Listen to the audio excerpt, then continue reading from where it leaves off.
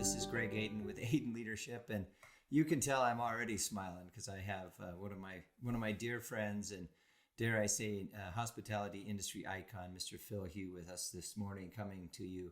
You're in Tampa, yeah, or Tampa Yeah, area? yeah, North Tampa, Palm Harbor. It's really chilly out here. It's like 55. So my wife has the winter gear out and her boots. She's all excited.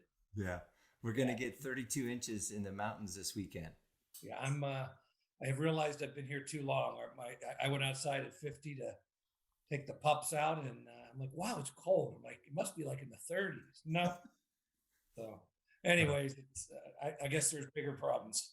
and you grew up in the Pittsburgh area, didn't you? Pittsburgh, baby. Yes, sir. Yes, sir. We were actually had the whole family, not the family, my wife and my niece and nephew up to the game. Spent the weekend in Pittsburgh. It was a really great time, and they Yeah. won. Beat the Bucks, so we're excited about that. Yeah, it's always good when Tom Brady goes down.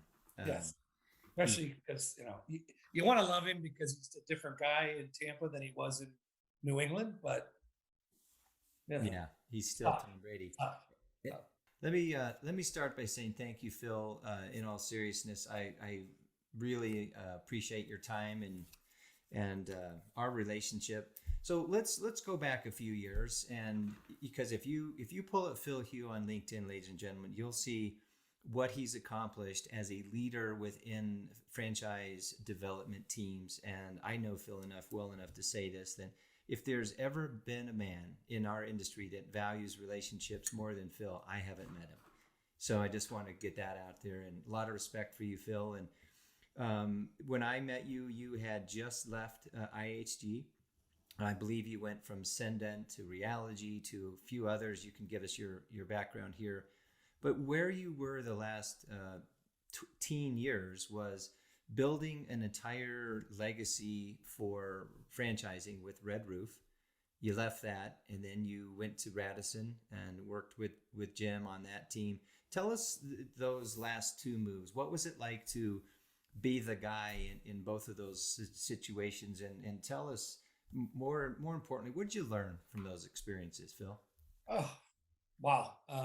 That's a loaded question. Thank you. And Greg, thanks for having me. I can't believe we haven't done this more often. We Yeah. should have done it at Red Roof. We should have done it at Radisson. But I'm excited to be here. It's use the word icon. I find that funny. It just means I'm old. I don't think it means much more that I've been around now for 30 years and there's a lot more gray hair than there used to be. This is a good camera, I think, because It it's not. is. Um, I mean, we talked about relationships. I built a relationship back, I guess, back in 2000 with what was then HFS/Sendent. And when I was having struggles in 2009 with my own company, and it was just simply put crashed and burned, I got a phone call from a gentleman there that I stayed in touch with, and he offered me the chief development officer job, global development for Realogy, which was the Realogy spinoff. So I got to go back into real estate and take Sotheby's and Coldwell Banker and ERA, Century 21, those great brands, and work with them. And it was all because of a relationship I built 20 some years ago. And then that catapulted me into, you got to love this story. Our old buddy Shane Scubis is interviewing to be the guy at Red Roof. And he's in New York, and he's got the executives, Westmont and our all longtime friend, Doreen Lalani, in the room. And they're talking to him about helping them with set up the franchising group. He goes, well, that's not me. That's Phil Hugh. And Doreen goes, my Phil Hugh from 20 some 25 years ago? She said, yeah. So they called me from the room, and that's how the conversation started.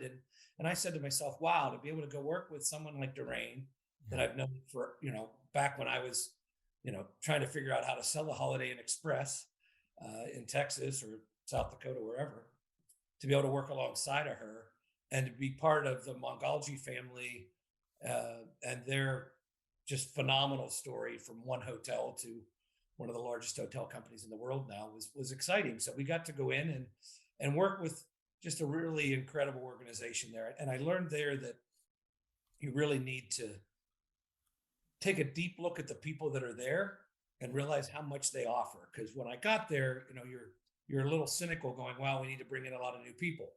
But the team was there. They just needed to be listened to be respected, to let them make decisions that maybe beforehand they were in fear of making. Yeah. And we built a fantastic organization. It had what 50 franchises and a couple hundred corporate stores. And when I was able to turn the reins over to my dear friend Matt Hostetler, who's there now, we had about 700 hotels open, and we sold about 150 of them. So just a phenomenal story there. I think the story there continues to be just wonderful. And Well, I think that team. Remember, here's one person we love, and I got to remember, but Edward Mirza. yes. He's passed away after he retired, which is a sad day for me. But that was the perfect example of just a man with incredible talent and passion and energy that once released created what I'll say is one of the best operation teams in the business. And Yeah. those people are still there today. Well, let's. I want to jump in and say you're being very humble, Phil, which is again what something a lot of people don't know about you. You have a lot of humility in your blood, and it shows. But you're being humble relative to what you really brought to Red Roof, what I know you brought to Radisson, and I'm sure you brought to Realogy as well is leadership. You brought in a trust me approach. I've been around. I've done a lot of different things. I believe in you. But trust me. And they did, and they did, and they did, and they followed you. I also want to give a huge shout out to Durain Lalani, who will be listening to this, I'm sure. And she also taught me a thing or two about selling franchises, because that was one of my first big visits after I took the job that you had vacated in Houston, Texas. And I still work with Durain today. So Durain, thank you for helping both of us back in the day when we were young and didn't have as many gray hairs. What we were doing. Yeah, and you mentioned Matt. He's a great man doing great things. He lived in your shadow for a lot of years, and I can say that honestly because we've talked about it. But now he's succeeding in an organization that you helped build. What was the decision to not the decision to lead Red Roof, but what was the decision around wanting to be at Radisson? What was the attraction to that leadership opportunity? You know what? Another brand that I felt had a phenomenal global reputation, but really did not hit its stride in the U.S. Mm-hmm. I said, I think I can fix it.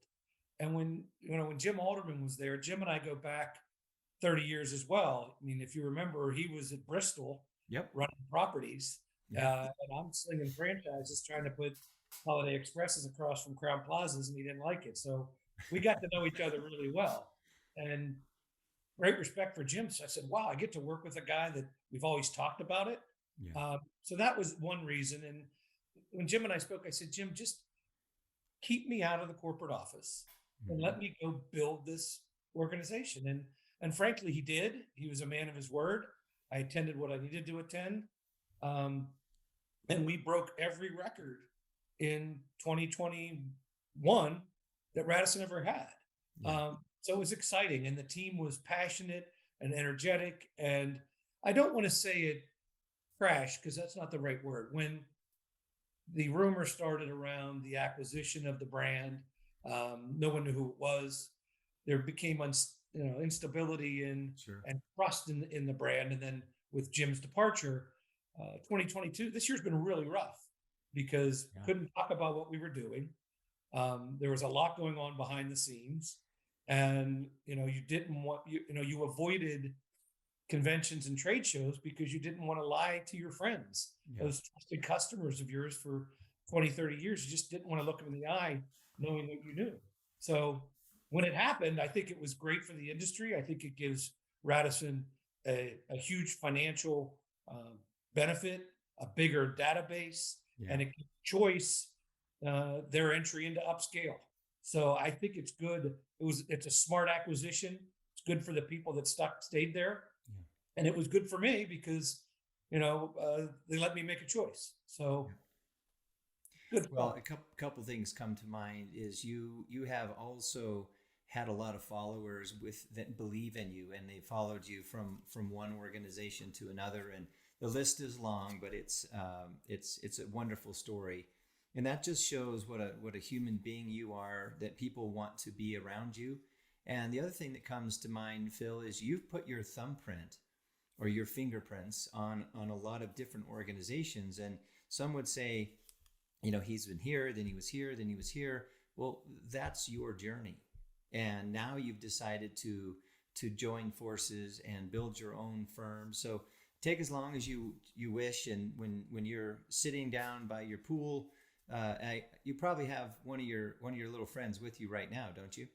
Oh, the driving force behind Hugh Hotel Group. There she is. Absolutely. What? Puppy, ladies and Lovely. gentlemen. One of the cutest animals you will ever meet. She's the name is strange, but we only had one choice, and she's created a lot of energy around our advertising and marketing plans. Kevin Scholl, who was with me at Red Roof, Yes. built a Good great man. relationship with him. Followed me to Radisson and created the campaign with motorcycles, puppies, and bars with Jason Yarbrough and myself and Jim Alderman, which really was just a campaign to create, hey, what's going on over there? Exactly. Oh, my friends would say, what's the deal with you and the dog and the Godfather scene? And I said, well, we didn't mean it to be a Godfather scene, but that's kind of where it went. You asking about it is why we did it. The phone's ringing off the hook. People are now saying, hey, what's going on at Radisson? And that led into the momentum that we had in 2021. So Kevin's a genius. He's working with Hugh Hotel Group, the new company, website, a lot of different things. And you're going to hear a lot of news about him. In fact, I was on a phone call today with our dear friend, Luke Wyckoff.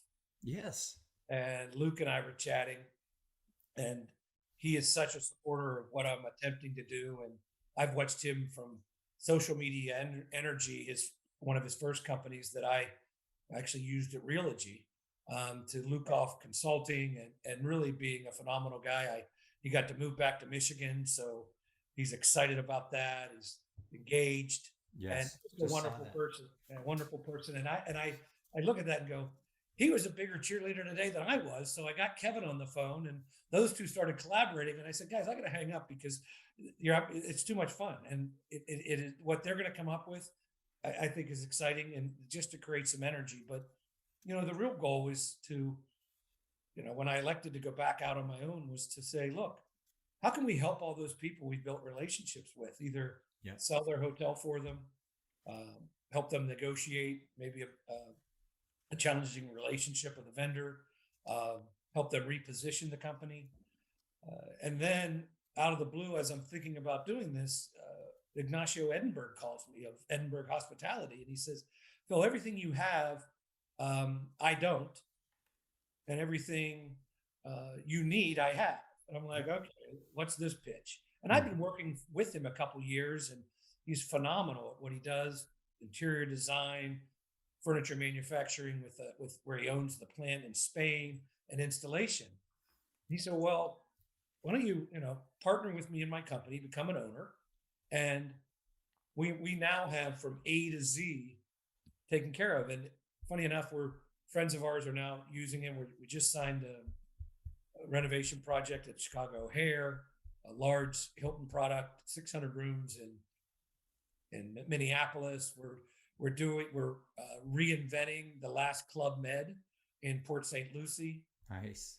A couple projects in Bermuda, a couple projects in Aruba. So things are good, but that's also generated business back to the consulting side, if you want to use it, on my side of the business. So the thought was, Greg, not to create an organization with all the people that I had back in 2005, 6, 7, 8. Right. But to really leverage these great companies that are out there throughout the world that we can partner with for the right project. I look at it like Navy SEALs, right? You don't always need, the door kicker. Sometimes you need, the sharpshooter. Sometimes you need to send in the negotiator. Sometimes, you have to put in the entire assault team in to get it done. So that's more the philosophy of it, and it's working really well, because I'm not always confident that the team that's working on a project in Florida should be the same team that's working on one in Seattle. Right. Maybe they're the some players, maybe not. So it's really working out well. I think that the people that I'm currently working with are receptive, and I'm busy. Except for I'm back to being the I'm pushing out NDAs, I'm typing contracts, and as you know, that's not my I hear you. anywhere near my strength. So Yeah. it's a lot of fun, a lot of work. It's funny you mentioned Luke Wyckoff. He was actually part of my first leadership development day back in February of 21 with one of your dear friends, Daniel Delmo at Sage Hospitality. What a Yep, small world. yep. Luke, Daniel and Luke's Daniel been, now at Sage in Denver, your neighbor. So he yeah, had talk about a guy that is just energy, and you feel enlightened around him, and has just a perspective on things that's phenomenal. yeah. In fact, I bumped into Brad Robinette in the airport the other day. Someone I played softball with at Marriott's Tantera back in the mid early '80s. Now, obviously, he turned out to be he's still on the board of Sage Hospitality. Small world. Was So Doug Artuzio the catcher? no. If you knew Doug, he had to be the pitcher. Oh, he had to be the pitcher. He had to be. Bob Beckman had to be the shortstop, and I was. That was my second year, so I was in left center. But anyway, I noticed HHG Hugh Hotel Group has very familiar colors to Oh the yeah. Pittsburgh Steelers. Any reason for that? Well, obviously being a Pittsburgher and loving my Steelers and Pirates and Penguins, but that again goes back to the great Kevin. Um, he, I said, create a logo. It came back with Hugh Hotel. We had always been teasing about our homes because we love having guests, Yeah. so we call it Hotel Hugh. And my wife, if you've ever been here or want to come by, we'd love to have you. She's got a hospitality room set upstairs next to the suites, and she takes great care of you. So we always talk about Hugh Hotel. And I said to Kevin, I said, I want to create Hotel Hugh, and it'll be a virtual check into Hotel Hugh, and we can solve all of your hospitality needs. And then he just kind of took it from there. And obviously he knows me well, so the black and gold worked out well. And Love it. Love it. it's just it's just been a lot of fun, buddy, and a lot of great, a lot of people reaching out and chatting about possible opportunities. So we're excited about it. Well, I'd be remiss if I didn't ask you, as you became a great leader in all the organizations that we've just mentioned.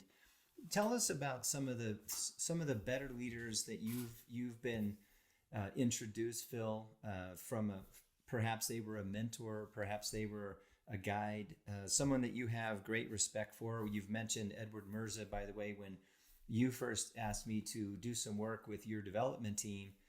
Edward and I met, and it was honestly like meeting someone that I knew already. He was such a kind, humble man and a great leader in his own right. But he pulled me aside during that first break and he said, refreshing, Greg, to hear someone actually talking about servant leadership.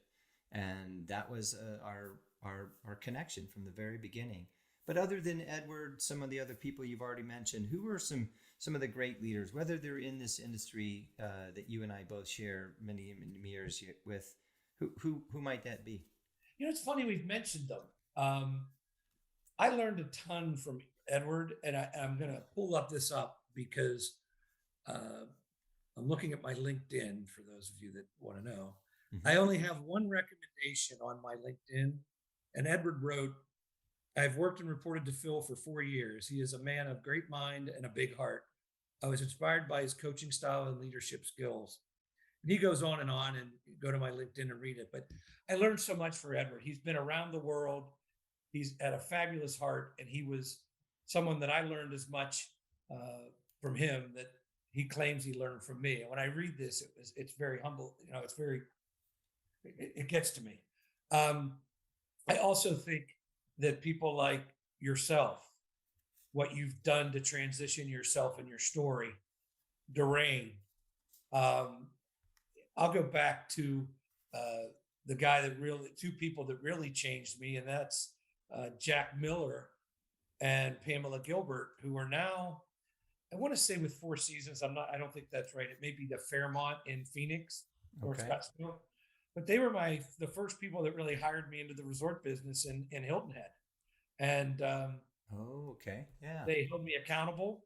Pam said to me, "You're either going to be the best salesperson I've ever hired, or I'm going to fire you in 6 months."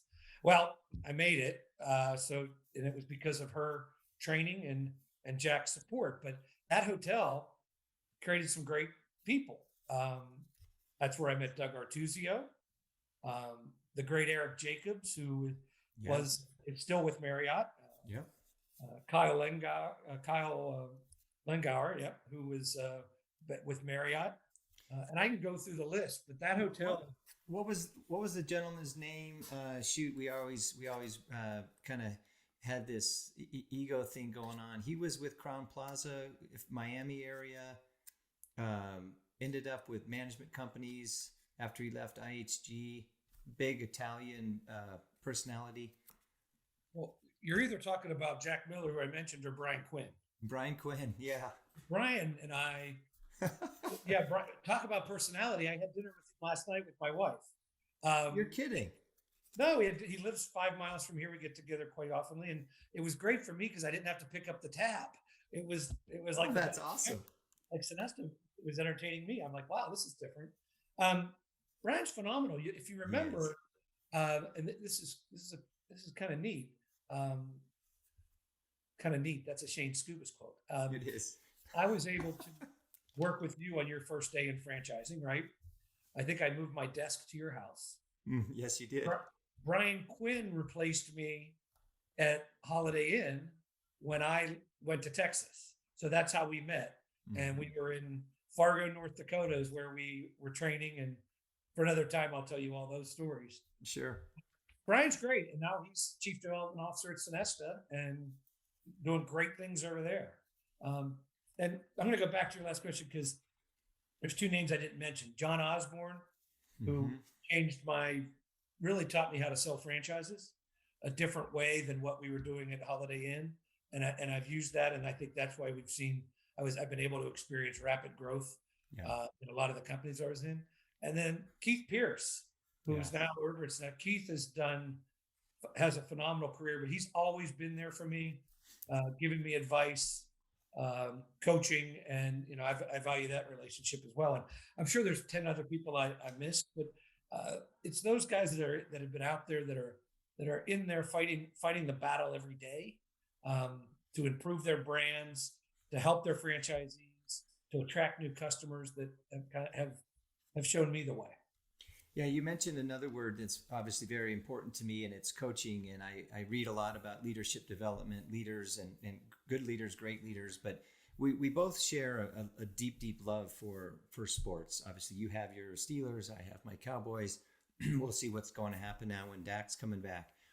And the leadership in Pittsburgh is solid, if nothing else. You've been a solid leader. You've also been a great coach.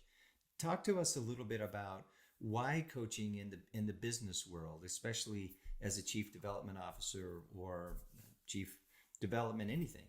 Why is coaching and mentorship so important? And give us some reasons why. Well, I think you always have to sharpen the saw, and you can read books and keep yourself educated through. I was talking to a gentleman. We got on the phone at 6:30 in the morning on Tuesday because we'd both been a little busy and been trying to connect. And we were talking about how we get up at 4:00 in the morning.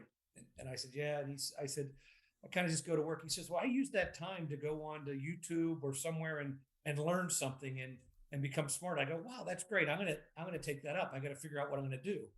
But you can only do so much. So I think having a coach, which you've been my coach in the past, and you've helped my team members, what you've done for people like Julie and Matt and even Edward and that entire team, you've moved them to the next level.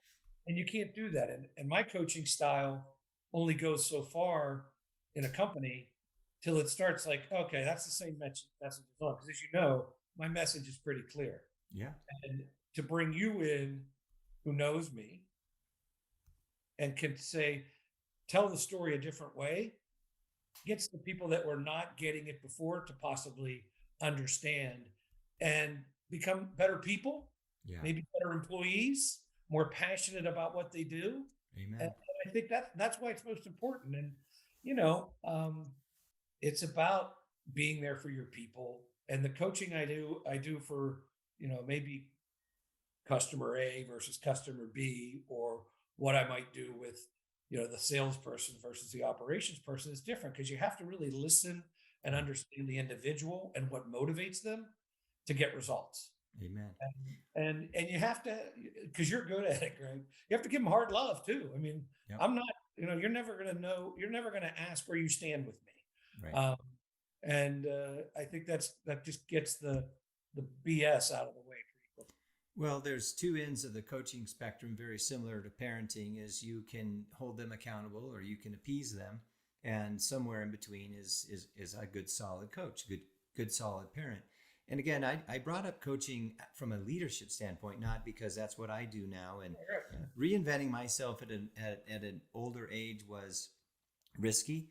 It was fun. I have never had as much fun working with human beings like I do now. I enjoyed the thrill of the sell and winning awards and having my name on plaques, etc. But I really found my soul and my heart when I decided to create Aden Leadership, and the Servant Leadership podcast has also given me a way to kind of reach back into relationships that I've had for years and some people that I've never even met other than on LinkedIn, but their story is interesting. So I bring on a young person and ask them about emerging leaders and future leaders.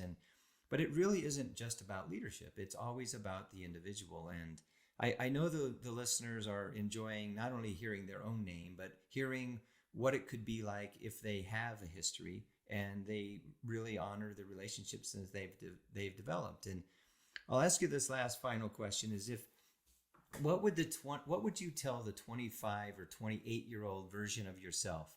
Because I believe, Phil, that if we really give back, and I don't mean a millennial, I mean the young and emerging leaders, if we could get them to really think differently, the world is going to be a better place in 25 years. So what would you tell the 25 or 28-year-old version of Phil Hugh today? What would you want him to know? I'll go back to the comment I'm using. I always use, take the stairs, not the elevator.